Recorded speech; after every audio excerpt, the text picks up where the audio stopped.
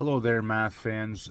This is uh, hopefully a short video to supplement the videos that you have been watching that use the graphing calculators so much. And of course, you're welcome to use the graphing calculators. They're awesome tools, but I want to show you in this video a tool that's kind of nice.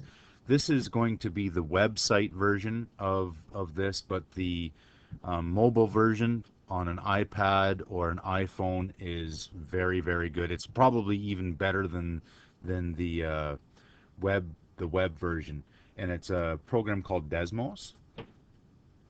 And Desmos is great for doing graphs of various kinds. And so you're watching this video because you've been asked to do some graphs on a graphing calculator or otherwise. And it comes up like this. And basically you just type in the graph that you want. Right now my caps lock is on, so I'm going to shut off my caps lock and everything's going to be great. Um, Notice down here is the keyboard, and I can use my normal keyboard, but on your mobile phone you could use the same thing. So if I wanted to type in y equals the square root of x, so where's the square root? The square root of x, and then it pops up right away, and you can kind of move things around. If you want to change the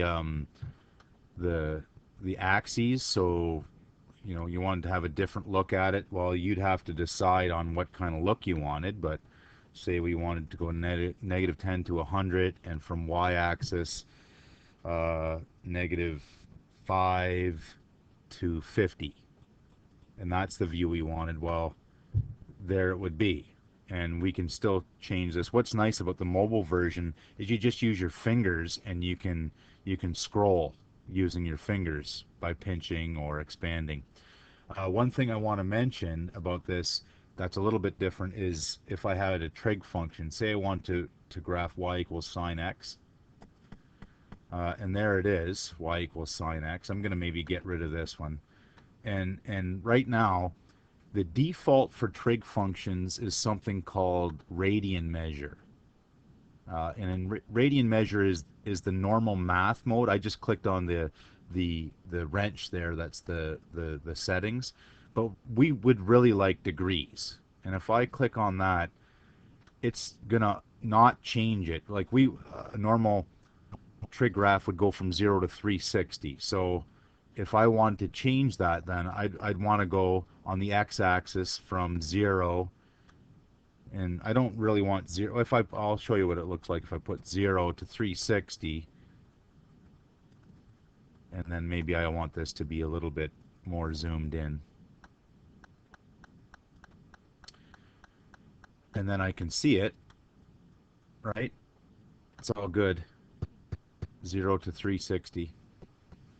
There's my maximum right there, 91, and so on for degrees, and that's all good. Um, I had to type that in.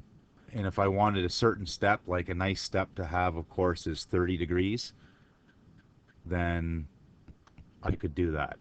And then that looks nice. That's close to the graph that we would want on our graphing calculator. And then that's it. Have fun with your Desmos, either on web or on mobile.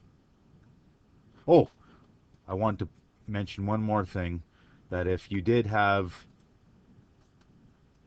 want to investigate what certain values did on Desmos, it's very, very easy. So if we're adding C here, it says add slider. I could just add that slider, and then I can see if C goes up or down, what happens to the graph.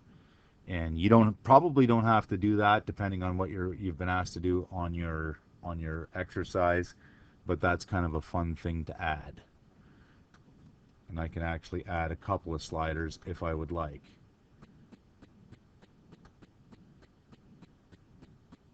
Okay, add the sliders, and then I can play with them.